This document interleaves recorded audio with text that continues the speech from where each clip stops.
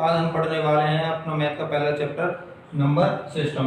तो आपका स्वागत है अपने यूट्यूब चैनल चंद्रमुख डिफेंस एकेडमी पर। शुरू करते हैं अपना पहला चैप्टर। तो नंबर सिस्टम के अंदर क्या क्या चीज आती है? नंबर सिस्टम के अंदर सबसे पहले होती है प्राकृतिक संख्या।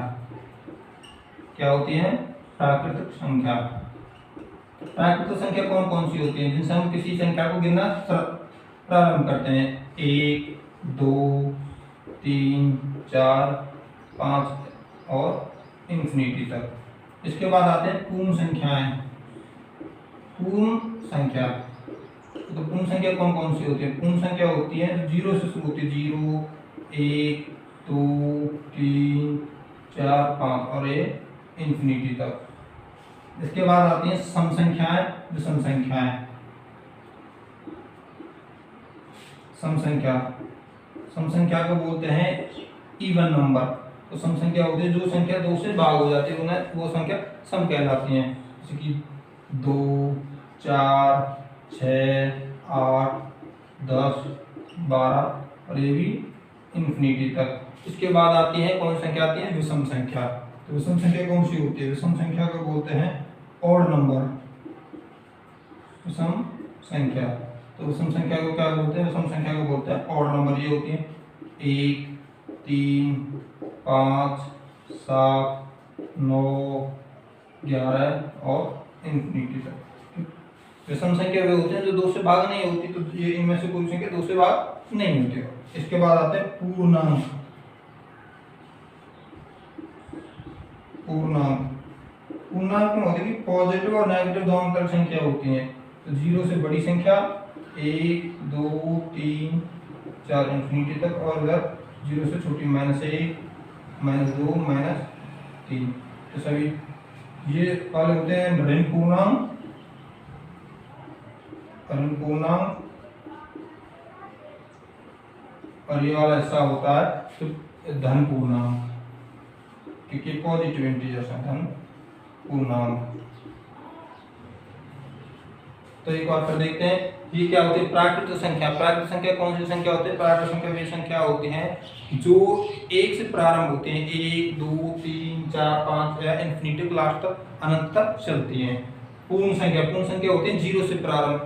0, 1, 2, 3, 4, 5 इन्फिनिटी तक। इसके बाद आती है सम संख्या। सम संख्या कौन सी होती है? सम संख्या होती है 2, 4, 6, 8, 10, 12 जो संख्या 2 से भाग हो जाए वो सम संख्या मतलब इवन नंबर कहलाते हैं। इसके बाद आते हैं विषम संख्या। विषम संख्या कौन सी होती है? Odd number. 1, 2, 1, 3, 5, 7, 9 इन्फिनिटी तक। और विषम संख्या होती हैं जो संख्या 2 से भाग नहीं होती या फिर इन संख्याओं से जो बच जाती हैं वो सभी विषम संख्या होती हैं। पूर्णांक, पूर्णांक होते हैं पॉजिटिव और नेगेटिव इंटीजर्स मिलाकर। 0 से बड़ी संख्या, 0 से छोटी संख्या। ठीक है, चलते हैं तो आगे। इससे आगे आता है परिमेय संख्या, अपरिमेय संख्या। यह चैप्टर आर्मी के लिए बहुत जरूरी है क्योंकि इसमें से 3 से 4 क्वेश्चन इसी चैप्टर में से आर्मी में पूछे जाते हैं। तो परिमेय संख्या, परिमेय संख्या कौन सी होती है? परिमेय संख्या कौन कौन सी होती है? तो परिमेय संख्या वो होती है जिनको हम P/Q के रूप में लिख सकते हैं। जिनको हम किस में लिख सकते हैं? P/Q। जिनको हम P/Q मतलब अंश बटे हर, या फिर कह सकते हैं भिन्न के रूप में। एक भिन्न के रूप में हम जिन्हें लिख सकते हैं वो क्या कहलाती है? वो कहलाती है परिमेय संख्या। और अपरिमेय संख्या क्या होती है? अपरिमेय संख्या होती है जिनको हम P/Q के रूप में नहीं लिख सकते। जिनको हम नहीं लिख सकते P/Q के रूप में नहीं लिख सकते, वो अपरिमेय संख्या। पर हम कैसे पहचानें कि कौन सी संख्या अपरिमेय है, कौन सी परिमेय है? तो इसका एक बहुत ही आसान तरीका बताता हूं कि सभी संख्याएं परिमेय होती हैं। याद रखो, सभी संख्या परिमेय होते हैं केवल इन संख्याओं को छोड़कर। √2, √3, √4, √5, √6, √7, √8, ये ऐसी संख्याएं, ये संख्या सभी क्या है? अपरिमेय है, क्योंकि इनका हम कोई पूर्ण मान नहीं लगा, पूरा मान नहीं लगा। √2 की कोई वैल्यू पूरी नहीं होती है, √3 की वैल्यू √5 की नहीं होती, 6 की भी नहीं होती, 7 8 9 इनकी वैल्यू होती है। बाकी सभी जो संख्या हैं नेगेटिव है, पॉजिटिव सभी पूर्णांक होते हैं, जैसे कि वो सभी प्रीम होते हैं 1 2 3 1/2 3/2 या -7, ये सभी क्या होती हैं, ये सभी संख्या होती हैं कैसी होती हैं परिमेय। और ये संख्या कैसी है, ये सभी संख्या होती हैं अपरिमेय। तो इसलिए हमें क्या याद रखना, हमें बस केवल ध्यान रखना कि अपरिमेय कौन सी संख्या, जो संख्या रूट में है और जिनका हम पूरा मान ना निकाल सकते वो अपरिमेय कहलाती है। बस हमें परिमेय को ध्यान नहीं रखना, हमें अपरिमेय को ध्यान रखें, क्योंकि पेपर में भी क्वेश्चन पूछे निम्न में से कौन सी संख्या परिमेय है या अपरिमेय है, तो केवल ये देख के बताना। 4 ऑप्शन होते हैं, उनमें से देखकर हम आसानी से बता सकते हैं। तो इसके बाद आती है संख्या भाज्य संख्या और अभाज्य संख्या। तो अभाज्य संख्या और भाज्य संख्या होती क्या चीज, देखते हैं। भाज्य संख्या,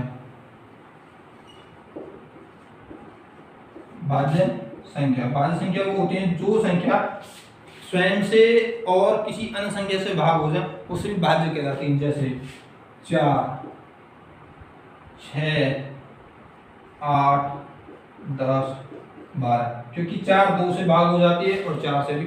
सब संख्या 1 से और स्वयं से तो भाग होती है, परंतु जो संख्या अन्य किसी संख्या से भाग हो वो भाज्य कहलाती है। 6 किससे भाग हो जाती है, 3 से हो जाती है, 2 से हो जाती है। 8 2 से हो जाएगी, 4 से भाग हो जाएगी। 10 5 से भाग हो जाती है, 2 से भाग हो जाती है। 12 किस किस संख्या से भाग हो जाती है, 2 से, 4 से, 3 से, 6 से, सभी से। तो ये सभी भाज्य संख्या है। और अभाज्य, अभाज्य का मतलब होता है जो संख्या किसी से भी भाग ना हो। तो जैसे 2 3 5 7,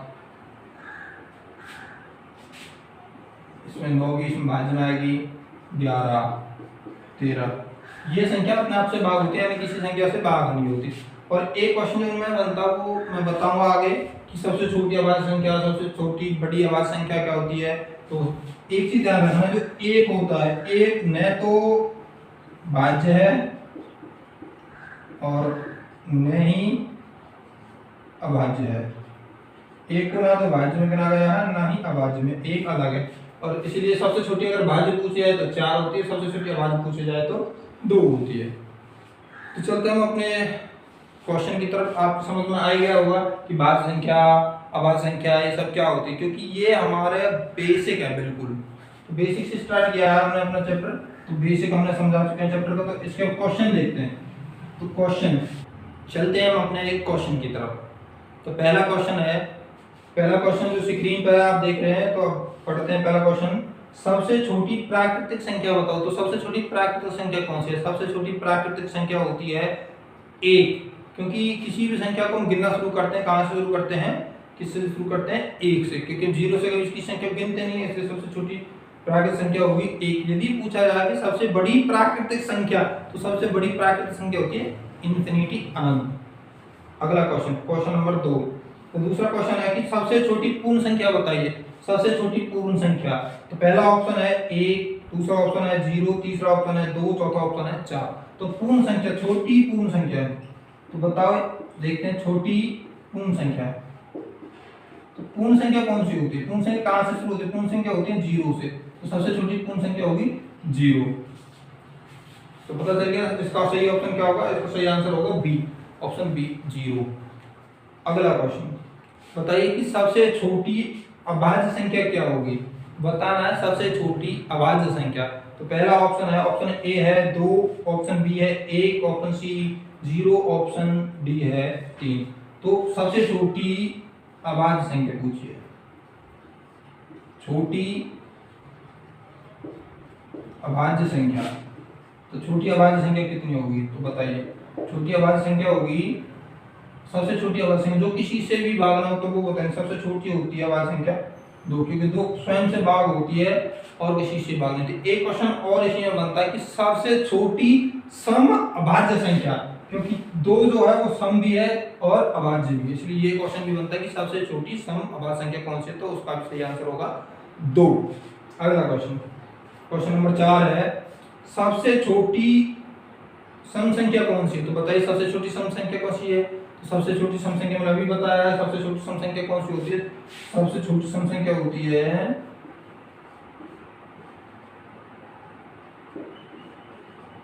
सम संख्या होती है 2। सबसे छोटी सम संख्या होगी 2। चलते हैं अगले क्वेश्चन पर, पढ़ते हैं अगला क्वेश्चन। अगला क्वेश्चन है सबसे छोटी विषम संख्या बताइए। तो सबसे छोटी विषम संख्या कितनी होगी? सबसे छोटी विषम संख्या होती है 1, जो कि हमारा ऑप्शन है ऑप्शन नंबर ए, सही है। अगला क्वेश्चन, क्वेश्चन नंबर 6। तो क्वेश्चन नंबर 6 है प्रथम 5 प्राकृतिक संख्याओं का योग क्या होगा?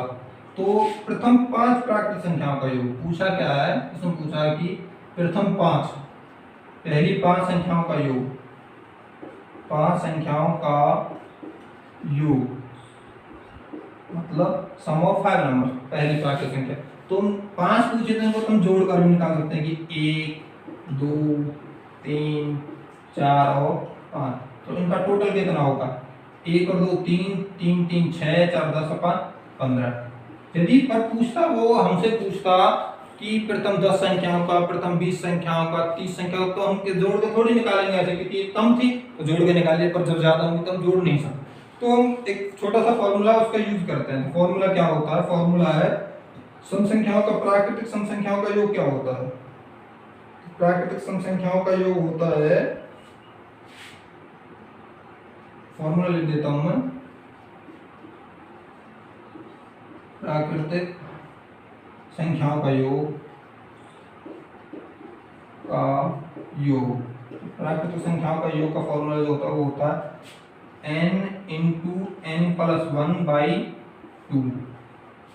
तो इसमें कितनी संख्या पूछी थी? 5। इसी क्वेश्चन को करते हैं और इसी फॉर्मूला से सही आता है नहीं आता। तो इसमें 5 संख्या पूछी थी, 5। n की जगह होती है कितनी जिन संख्याओं को हम निकाल रहे हैं 5। 5 में जोड़ना है, कितना हो जाएगा? 5 प्लस 1 करते हैं तो 6/2। 5 गुना 6/2, 2 से 6 कट गया 3 बार, तो कितना आएगा? इसका आंसर होगा 5 गुना 3 कितना होगा? 15। वैसे हमारा कितना था? 15। अब भी कितना? 15। यदि पूछा जाता कि प्रथम 100 संख्याओं का, तो 100 संख्याओं का कैसे निकालते भी? तो n 100 बराबर n हो गया, तो एक सम निकालना केवल 100, n प्लस 1, 100 गुना 101, 1 जोड़ देंगे बटे में 2 से भाग करेंगे 50, 50 की मल्टीप्लाई 100 से करेंगे तो कितना हो जाएगा? 50 50 0 और 5050। पढ़ते हैं अगला क्वेश्चन। अगला क्वेश्चन है 1 से 20 तक की कितनी अभाज्य संख्या होती है? कि 1 से 20 तक, भाई 1 to 20 तक अभाज्य संख्या होता है। अभाज्य संख्या 1 से 20 तक कितनी अभाज्य संख्या होती है? तो अभाज्य संख्या हम लिखते हैं तो सबसे पहले अभाज्य संख्या होती है 2 3 5 7 11 13 17 19। तो कुल कितनी संख्या हुई है? 1 2 3 4 5 6 7 8। तो कुल कितनी संख्या होती है 1 से 20 तक? 8 संख्या। ठीक है, आगे समझ में कि 1 से 20 तक कितनी अभाज्य संख्या होती है? 1 से 20 तक कुल अभाज्य संख्या होती है 8। और 1 से 100 तक पूछा जाता है 1 to 100 अभाज्य संख्या। तो आपको याद रखना है कि टोटल होती है 25 अभाज्य संख्या। कितनी होती है टोटल? 25। ये आपको याद रखना। अगला क्वेश्चन पढ़ते हैं। अगला क्वेश्चन है किसी ऋणात्मक पूर्णांक का वर्ग खलस्तन सदैव होता है। तो ऋणात्मक पूर्णांक मतलब नेगेटिव इंटीजर्स का वर्ग हमेशा कैसा होगा? तो देखो कहने का मतलब क्या है कि किसी भी ऋणात्मक, मान लेते हैं -2 का वर्ग निकालते हैं, तो -2 का वर्ग का मतलब क्या होता है? -2 गुना में -2, माइनस से माइनस कट जाएगा तो बचेगा 2 दूनी 4। इसका मतलब क्या है? ये कैसा है? ये आया पॉजिटिव प्लस का। तो इसलिए हमें इसका सही आंसर होगा कि ऋणात्मक पूर्णांक का वर्ग क्या होता है? धनात्मक। और याद रखना वर्ग हमेशा ऋणात्मक पूर्णांक का हो या धनात्मक पूर्णांक का हमेशा कैसा होता है? हमेशा ही धनात्मक होता है। वर्ग कभी भी नेगेटिव नहीं आता है, मतलब ऋणात्मक नहीं होता। चलते हैं अगले क्वेश्चन पर। अगला क्वेश्चन है हमारा, पढ़ते हैं अगला क्वेश्चन जो है। अगला क्वेश्चन है दो क्रमागत विषम संख्याओं के वर्गों का योगफल सद 290 है तो वे संख्या क्रम से क्या होंगी। तो पहला ऑप्शन है 9 11, दूसरा ऑप्शन है 11 13, तीसरा ऑप्शन है 7 9 और चौथा ऑप्शन है 15 17। तो बताइए कि कौन सी संख्या होगी जिनका वर्ग 290 होगा। तो ये हमें ऑप्शन दे रखे हैं, ऑप्शनों के ऐसे क्वेश्चन करना ऑप्शन से आसान होता है क्योंकि मानेंगे यदि x + 1y मान तो लंबा होता है, इतना हमारे पास पेपर में टाइम नहीं है तो हमको बहुत जल्दी करना तो हम अपने ऑप्शन से कर सकते हैं। क्योंकि पहला ऑप्शन के 9 और 11, तो 9 का वर्ग कितना होता है, 9 का वर्ग होता है 81 + 121, तो हमें कितना चाहिए था, हमें चाहिए था 290 और इनका तो 1 और 1 जोड़ते हैं तो 2 आएगा, तो ये तो गलत है। अगला 11 और 13 है, अगला ऑप्शन 11 13, 11 का वर्ग होता है 121 प्लस में इसका 13 कितना होता है 169, इनको जोड़ेंगे तो ये हो गया 10 0 8 1 9 और 1 और 1 2। तो सही आंसर क्या होगा, इसका होगा सही आंसर बी 11 और 13, क्योंकि वर्ग करना हमारे लिए आसान होगा क्योंकि x और y मानकर करने से। ठीक है, तो इसका क्या आंसर होगा, इसका आंसर सही होगा 11 और 13 ऐसी दो संख्या जिनका वर्ग होगा कितना 290। चलते अगले क्वेश्चन पर। अगला क्वेश्चन की प्रथम 10 पूर्णांकों का योगफल ज्ञात कीजिए। तो पहले 10 पूर्णांकों का योगफल ज्ञात करना है। अभी निकाला तो वो क्या था, प्राकृतिक संख्या, और ये क्या है पूर्णांक। तो पूर्णांकों का इसके लिए जो फॉर्मूला वो उस इतना आया, उसमें थोड़ी सी चेंज करना उसी फॉर्मूले में कि पूर्णांकों का योग, इसका जो फॉर्मूला यूज करना वो करना है तुम्हें n × n-1/2। उसमें क्या था, n प्लस करते थे, एक को इसमें माइनस करते हैं, क्योंकि पूर्णांक शुरुआत होती है 0 से। 0 को किसी संख्या में जोड़ने पर कोई फर्क नहीं पड़ता, इसलिए उसको एक माइनस करते। तो 10 क्या पूछा है, 10 1 माइनस करेंगे 10 में से 9/2, तो कितना हो जाएगा 5, 9 × 5 हो गया 45, तो इसका सही आंसर होगा 45। क्योंकि पूर्णांक और प्राकृतिक संख्या में बस यही अंतर है कि वहां +1 करते हैं और यहाँ पर -1 करते हैं। -1 क्यों करते हैं, क्योंकि फिर बता रहा हूं दोबारा, क्योंकि पूर्णांक जो होते हैं वो शुरुआत होती है उनकी 0 से, 0 1 2 3, इसलिए 0 को हम किसी में जोड़े कोई फर्क नहीं पड़ता है, इसलिए इसको हटाने के लिए हम -1 करते हैं। यदि आपको हमारी वीडियो पसंद आई हो तो वीडियो को लाइक करें और ज़्यादा से ज़्यादा बच्चों तक इसको शेयर करें, जिससे कि बच्चे अपनी अच्छी से तैयारी कर सकें। और यदि आप हमारे चैनल पर नए हैं तो हमारे चंद्रगुप्त डिफेंस एकेडमी के यूट्यूब चैनल को सब्सक्राइब भी करें। धन्यवाद। जय हिंद।